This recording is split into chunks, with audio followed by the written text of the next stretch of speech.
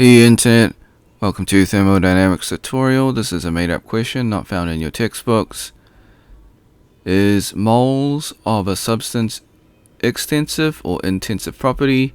It's extensive because when you add drops of molecules or number of moles, it will increase the size, and conversely, if you take away the number of moles, the number decreases. So we can recap what intensive are. So it does not depend on the substance, so that is false. And extensive property depends on the substance, which in this case is true. Okay, and then we can just dive in a little bit deeper.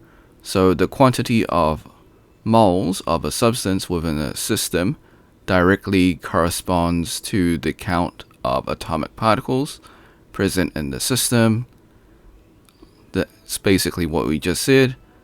When a system is divided into smaller parts, each will have fewer atomic particles. Again, we just talked about that. So consequently, the number of moles is considered extensive.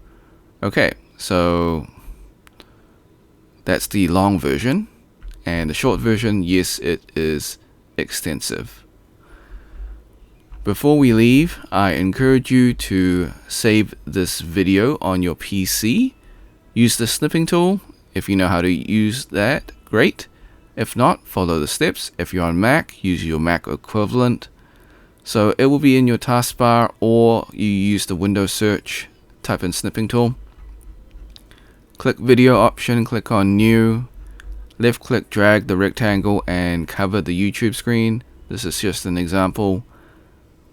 Hit the start button, wait for the countdown, hit the replay button, let the video finish.